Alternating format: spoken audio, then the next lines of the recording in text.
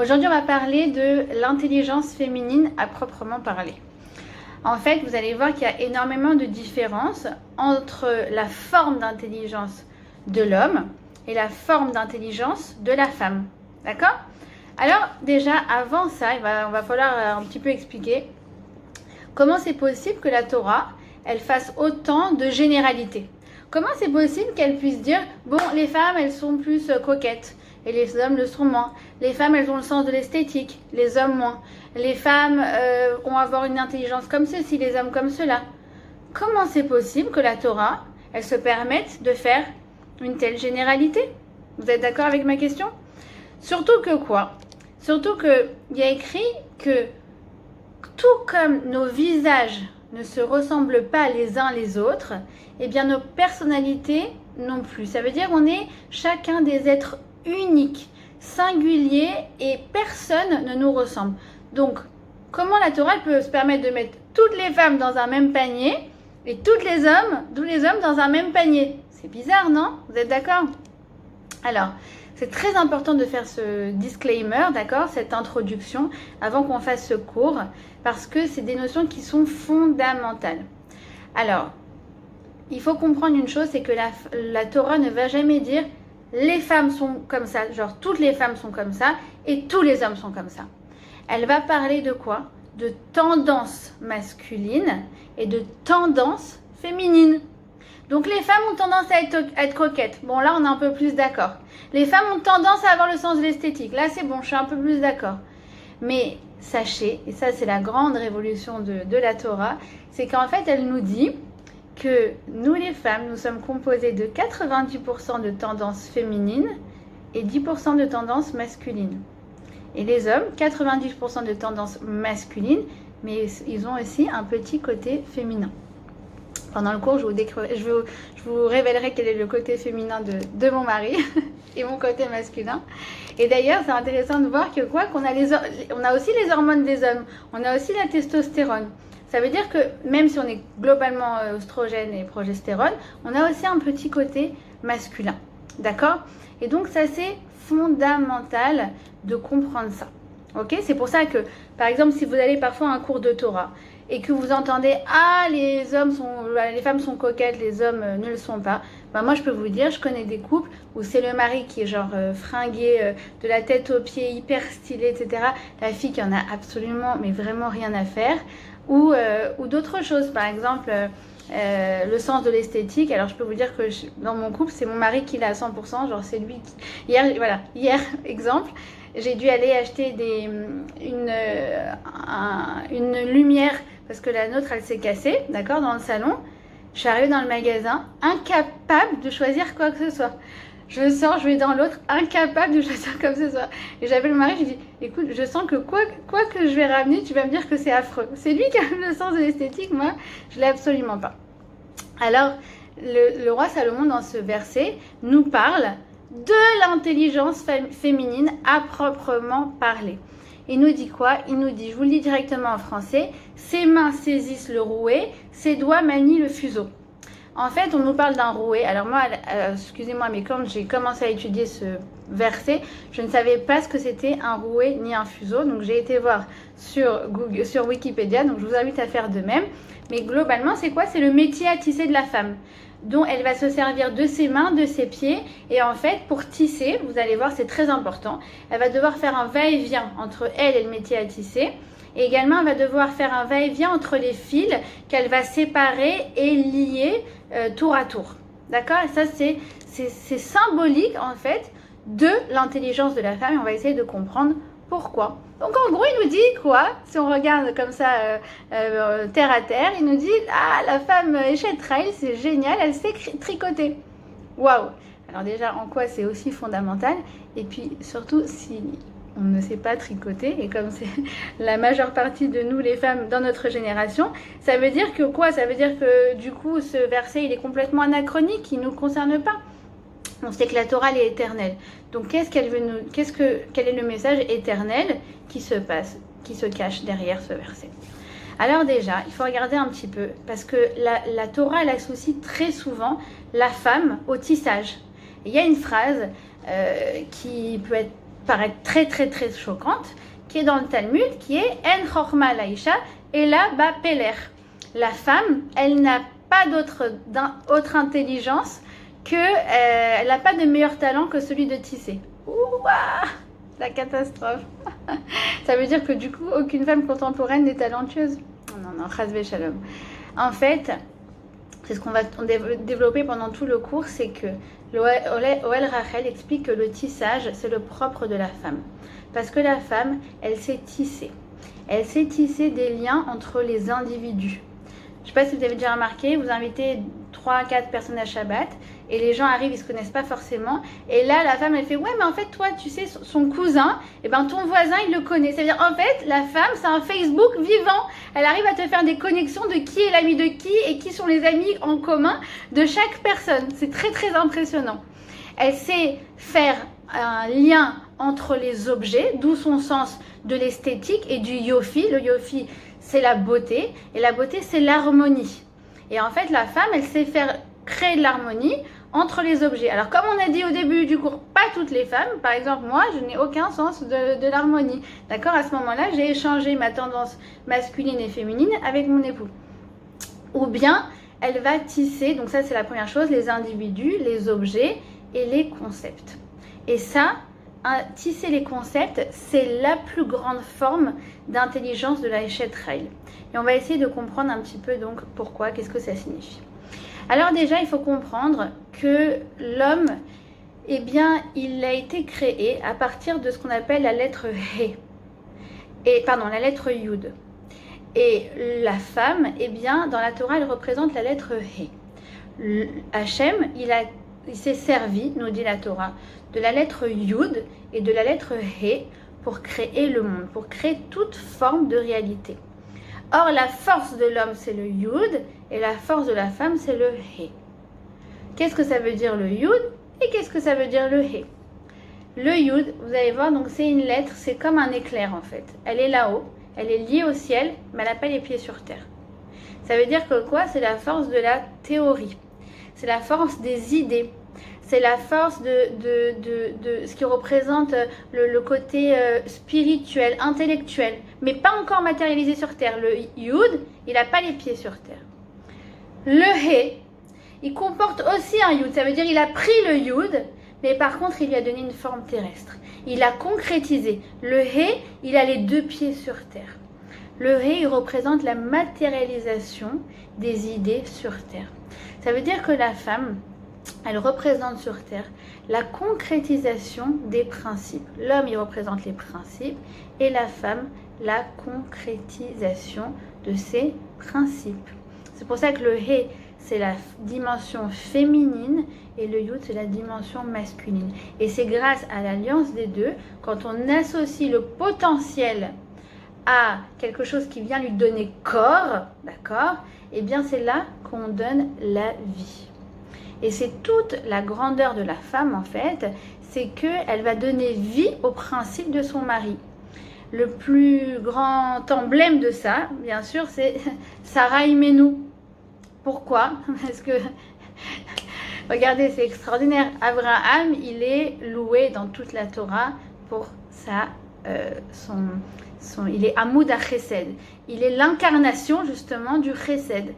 Et c'est écrit que sa tente est ouverte aux 4 coins, aux 4 côtés, parce qu'il accueillait les gens dans le désert qui viennent du nord, du sud, de l'est et de l'ouest. Ça veut dire quoi? Ça veut dire qu'il accueillait quelqu'un qui était religieux, pas religieux, de droite, de gauche. Il accueillait tout le monde. Et c'est très intéressant de voir que quand on nous parle du Chesed de Abraham, on a un passouk qui parle de Sarah. Et c'est un passouk qui peut paraître aussi très frustrant. Quel est ce passouk qui pourrait nous rendre folle? C'est quoi? C'est Abraham qui reçoit les 3 anges. Donc, waouh, on fait l'éloge d'Abraham, etc. Et là, qu'est-ce qu'il dit? Il dit à sa femme, donc c'est la seule référence qu'on a à Sarah, visiblement dans tout ce passage où il accueille les invités. Il y a marqué quoi? Il y a 2 références. La premièrement, c'est qu'elle est dans le Ohel. Bon, ça, on en parlera peut-être à un autre cours. Et la deuxième référence, c'est quoi? C'est ma chérie va faire des gâteaux. Va faire des gâteaux. C'est tout ce qu'on a à dire sur Sarah Imenou. Genre lui, c'est Aouda Chesed. Waouh, il accueille les invités, c'est extraordinaire. Et elle fait des boulettes et des biscoutous. Comme on l'a déjà dit en parlant de Sarah Imenou, effectivement, elle est symbolisée par la cuisine. Mais dans la Torah. Mais ça veut dire quoi la cuisine? Ça veut dire concrètement, elle est Tata Paulette qui fait les boulettes? Ça veut dire quoi? C'est quoi la cuisine? C'est que j'ai quelque chose de théorique. C'est quoi? C'est ma recette. Ma recette, elle est dans mon bouquin. C'est écrit, voilà, et on peut mettre plein de choses dedans. Faites revenir des choses. Il peut y avoir des mots que tu comprends même pas. C'est une belle recette. Il y a des belles images, etc. Et puis après, il y a quoi? Il y a la cuisine. On n'a jamais mangé une recette. On mange un gâteau. Qu'est-ce que ça veut dire? Ça veut dire que l'homme, il représente le monde du théorie, d'accord? La recette. Et la femme, elle représente cette concrétisation sur terre. C'est ça le symbole de la cuisine. C'est ça le symbole du hé.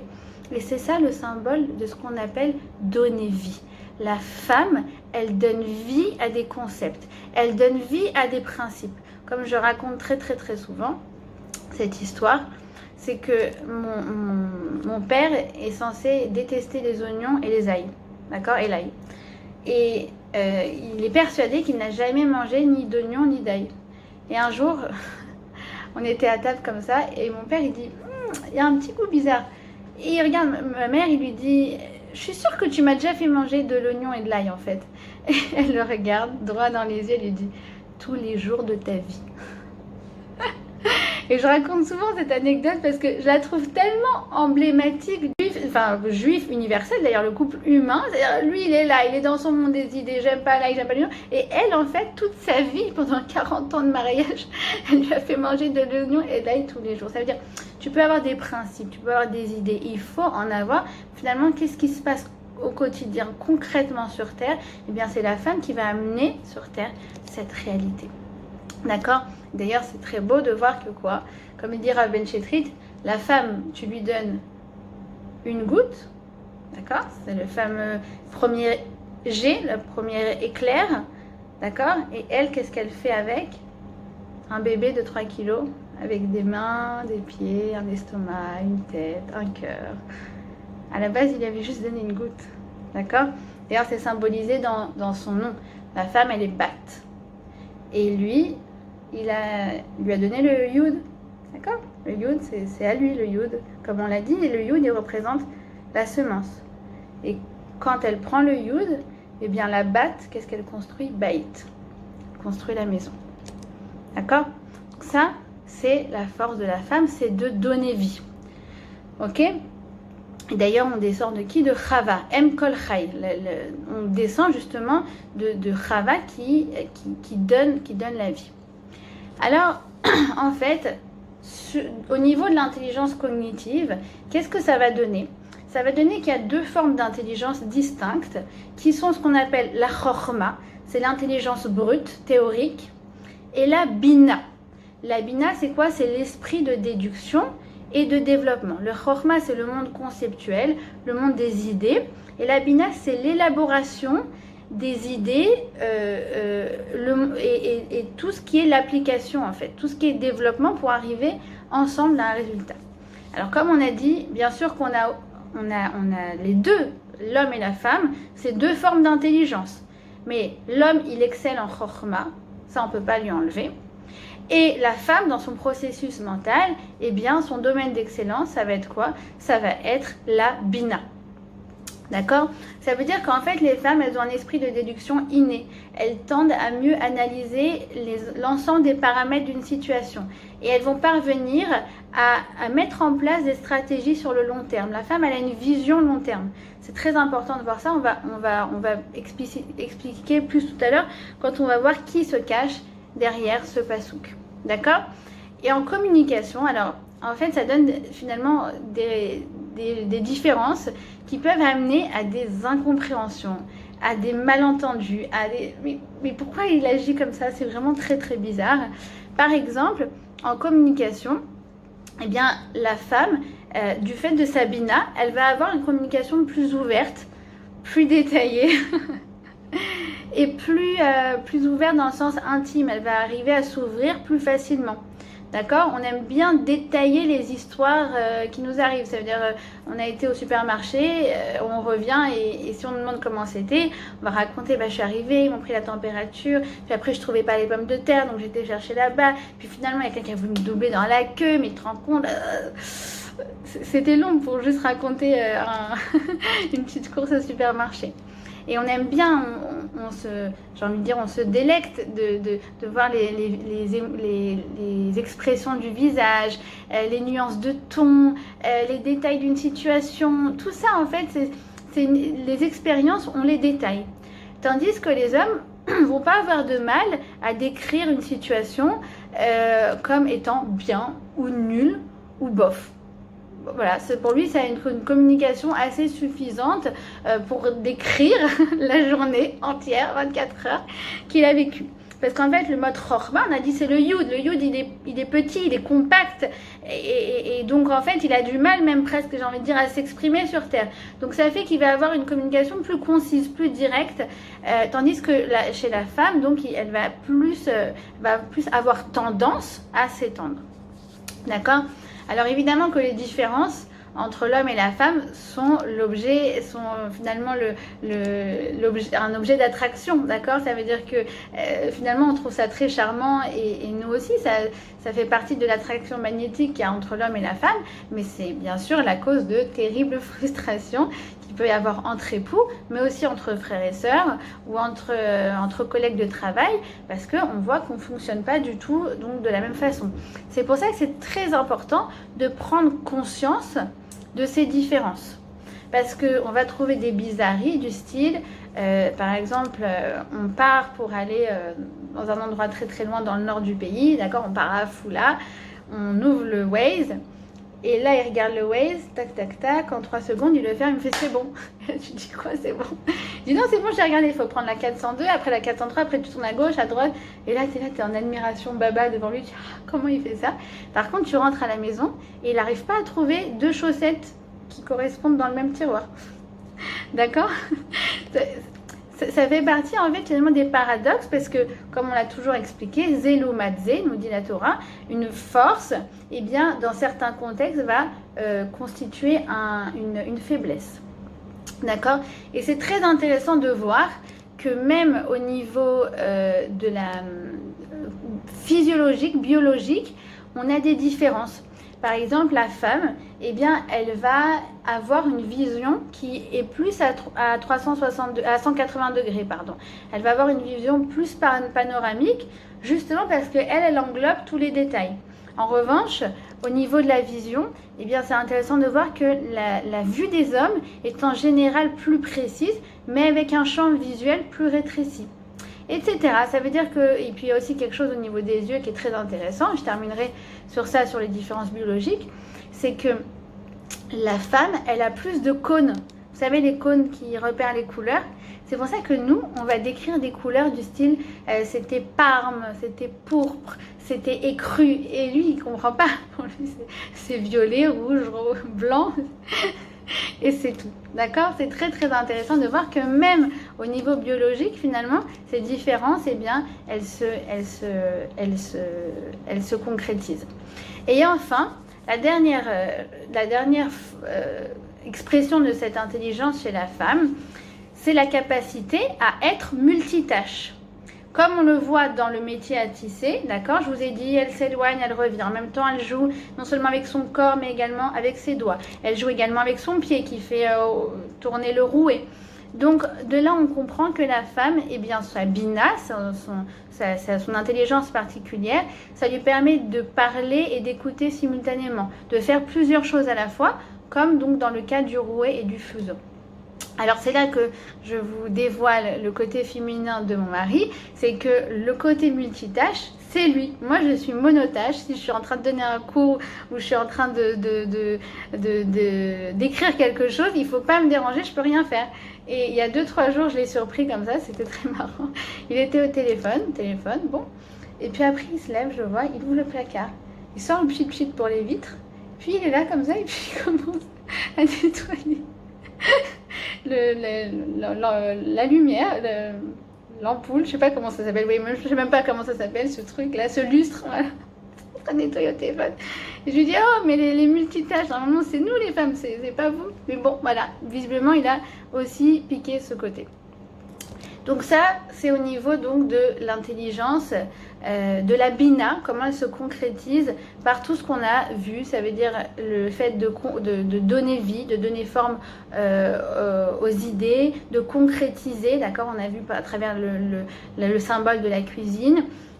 Également donc au niveau de la communication on va amener à plus détailler, au niveau de la vision on va amener à voir de façon plus large et enfin on va avoir donc ce côté multitâche qui va faire qu'on arrive en général, on a tendance, comme on a dit tendance, mais pas tout le monde, à faire plusieurs choses en même temps. Alors cette forme d'intelligence c'est extraordinaire parce que c'est ce qui va créer chez la femme eh bien son côté créatif. Le créateur de Apple, qui s'appelait Steve Jobs, il disait que la créativité consiste à relier les choses entre elles. Donc vous voyez que c'est, d'après ce qu'on a dit, exactement la forme d'intelligence de la femme. Donc la femme, on comprend qu'elle a une intelligence créative. Et ça, en fait, c'est ce qui est décrit dans la Torah. Lorsque l'on parle de la construction du Mishkan. Quand on parle de la construction du Mishkan, ça veut dire la réalisation concrète, on va créer l'endroit, on va le bâtir, on va le fonder, on va réaliser toutes les belles idées qu'on avait avant, d'accord. Il y a l'architecte, il a ses plans, et puis après, il y a le maître d'œuvre, d'accord. Ça, c'était la construction du Mishkan. Et au moment de la construction du Mishkan, la Torah, elle décrit le travail des femmes avec beaucoup de louanges. D'abord, on nous dit que quoi ? Qu'elles ont tissé les tentures du Mishkan, mais pas de n'importe quelle façon. Qu'est-ce qu'elles ont fait pour tisser les tentures ? Eh bien, elles ont tissé le poil de chèvre, mais pas n'importe comment. Au lieu de couper le poil de chèvre et de le tisser juste après, eh bien, elles laissaient le poil de chèvre accroché à la chèvre, et à partir de là, alors qu'il faut s'imaginer que la chèvre, elle devait bouger dans tous les sens, eh bien, la femme, elle tissait. Et la Gemara dans Shabbat, elle pose la question, elle dit mais pourquoi elle se prenait la tête comme ça ? Pourquoi elle se prenait la tête ? Parce qu'en fait, le poil est plus beau quand il est attaché à la chèvre. Et donc du coup, à partir du moment où elle faisait ce travail, après elle coupait, eh bien le résultat, il était flamboyant. Et les tentures, elles étaient exceptionnelles. Et ça, c'est le résultat justement de la créativité de la femme. Et toute la Torah, elle s'arrête énormément dans toute cette paracha pour nous décrire justement la créativité, pour nous encourager à développer nos propres talents et à les mettre à contribution. C'est ce que je dis toujours aux femmes, c'est qu'on a tout un côté créatif, même si on l'ignore, d'accord ? Il y en a qui savent écrire, il y en a qui ont l'art de la pâtisserie, il y en a qui ont une oreille musicale. Et on a des talents qui ne sont pas encore révélés. Donc il faut vraiment aller à la recherche, exploiter nos talents et qui sont enfouis à l'intérieur de notre âme et les exprimer à travers donc quelque chose de créatif. Et ça, c'est la plus belle façon de remplir notre mission sur Terre, en fait. Et cette intelligence, elle est décrite dans la Torah par le mot Chochmat Lev. Chochmat Lev, c'est quoi ? C'est l'intelligence du cœur. Vous savez, à l'époque, on parlait toujours de QI, d'accord, du quotient intellectuel. Maintenant, le quotient intellectuel, c'est hyper has-been. Vous savez ça. Maintenant, on parle de quoi ?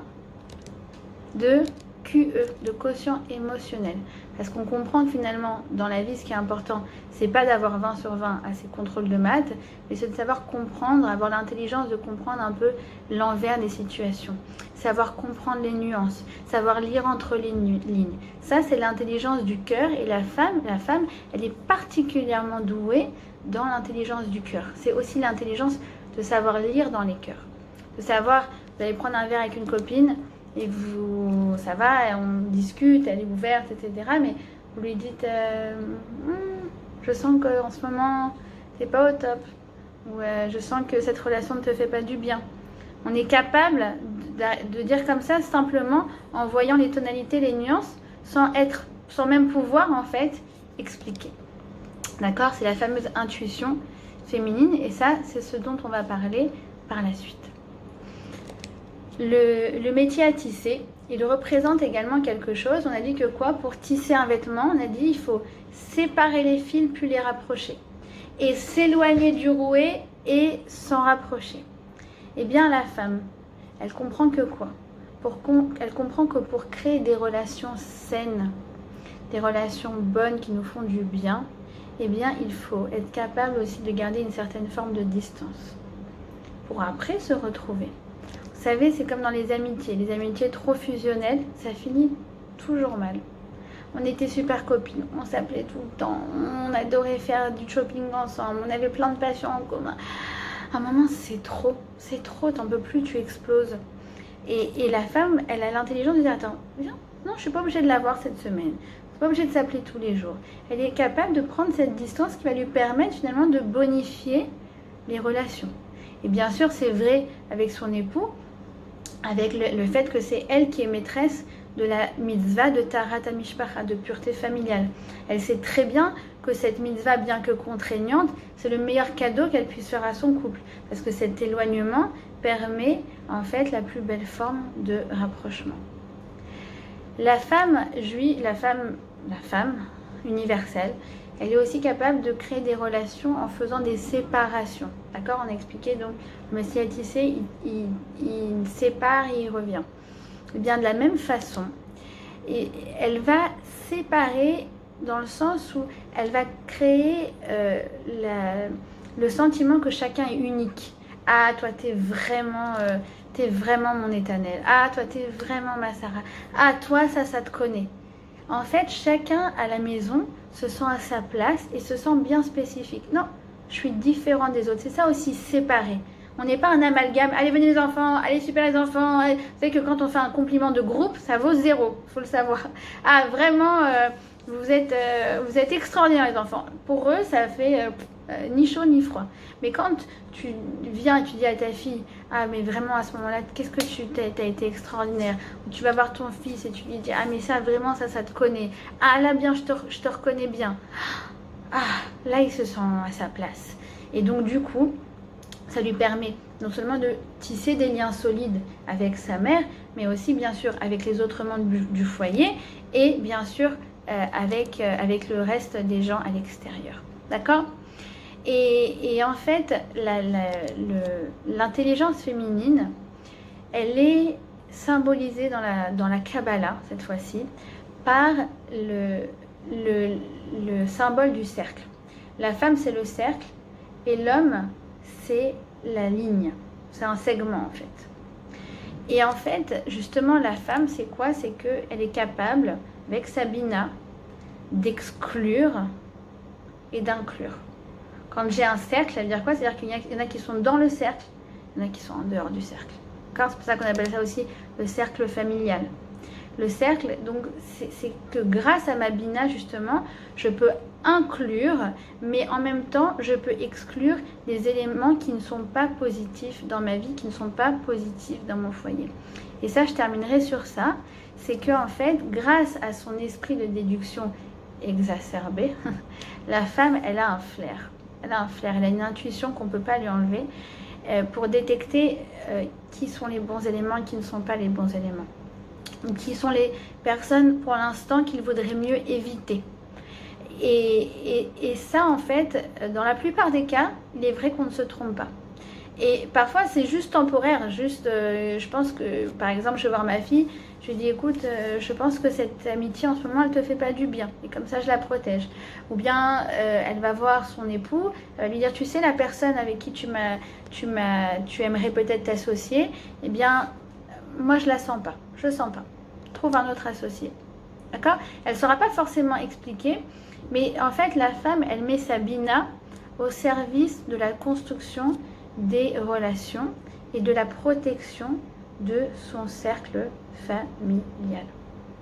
D'accord? Donc ça, c'est tout ce qui se cachait derrière ce fameux métier à tisser qui au début ne nous parlait absolument pas. Alors, qui est la femme intelligente, extraordinaire qui se cache derrière ce verset? Il s'agit de Yaël. Est-ce que vous connaissez un petit peu Yaël? Alors, Yaël, elle a vécu à l'époque des Shoftim, à l'époque des juges. En fait, à cette époque-là, il y avait un général qui s'appelait Sisera. Et Sisera, en fait, il a été, c'est un général cananéen, il a été terrible avec le peuple juif. C'est qu'en fait, il faisait que je trouve pas mes mots,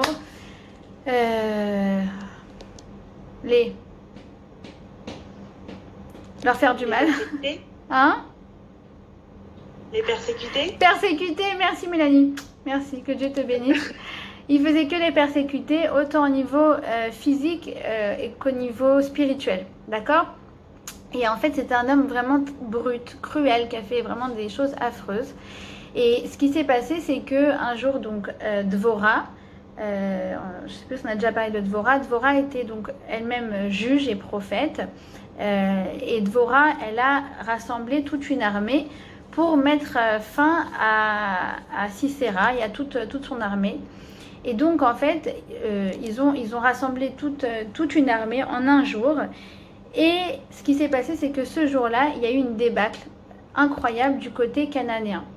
En fait, il y a eu une chaleur étouffante, ce qui fait qu'ils ont tous les soldats de Sisera, c'était une armée monumentale. Je crois qu'il avait 900 chars. C'était un truc, je ne sais pas si vous vous rendez compte, à l'époque, en Égypte, ils avaient la plus grande armée, ils avaient 400 chars. Donc, il y en avait 900. Et ils ont été pour s'abreuver parce qu'il faisait très très chaud. Et en fait, au moment où ils se sont tous retrouvés près du fleuve, eh bien, il y a eu un tremblement de terre. Et donc, en fait, toute son armée a été évincée, en fait, a été tuée d'un coup.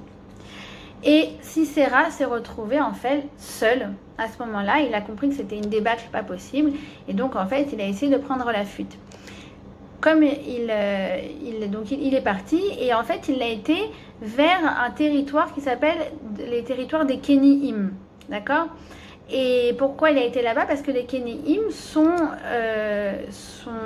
avaient conclu un pacte de paix avec les Cananéens. Et sur ce, eh bien, Yaël, qui était la femme d'un Kéni, c'est comme ça qu'elle est décrite dans la Torah. Alors, entre parenthèses, mon frère s'appelle Kenny et donc il y a quelques années, 7-8 ans, il m'a dit « Ah, j'ai rencontré une fille extraordinaire, comment elle s'appelle? Yaël. » Ah, alors j'ouvre le Tanar, je dis « Attends, Yaël, la femme de Kenny. » Je dis « C'est bon, c'est ta femme. » Et c'est ma belle-sœur. Donc, à ce moment-là, Yaël, eh bien, elle l'a repérée. Qu'est-ce qu'elle a fait? Eh bien, elle l'a attirée dans sa tente grâce à sa belle voix. Elle s'est mise à chanter. Et à ce moment-là, Sisera est arrivée et elle lui a donné du lait. Elle a abreuvé de lait jusqu'à ce qu'il s'endorme. Et au moment où il était plongé dans un profond sommeil, Yaël, de façon très délicate, est sortie de sa tente. Elle a pris le pieu de sa tente et, oreille sensible s'abstenir, elle lui a enfoncé dans la tempe. D'accord? Un jour, j'ai fait un cours sur Yaël avec tous les détails. Et les filles du cours que je connaissais pas, c'était un cours à Natania. Elles sont sorties blêmes, complètement choquées par le cours. Bref, en tout cas, elle l'a tué de façon instantanée. On va dire ça comme ça. Elle a réglé le cas de Sisera. Et donc, en fait, avec son courage incroyable, eh bien, elle a libéré le peuple juif de cet homme qui les avait oppressés pendant plus de 20 ans quand même. Alors le rouet, le fameux rouet dans le métier à tisser, en fait il fait référence au pieu, au rouet que Yaël a utilisé. Alors Yaël, en fait, elle représente comme la Eshet Rahil, la femme qui est capable de faire preuve d'une intelligence stratégique. Elle est capable de faire un plan pour parvenir à son objectif, qui était donc d'affranchir le peuple juif de cette situation d'oppression qui n'en finissait plus. Et aussi, il y a elle, celle qui est capable finalement d'éloigner les mauvais éléments pour consolider son camp, qu'il soit d'ordre familial, comme on l'a dit dans le cas de la Eshet Rahil, ou là dans le cas de Yaël, qu'il soit d'ordre national.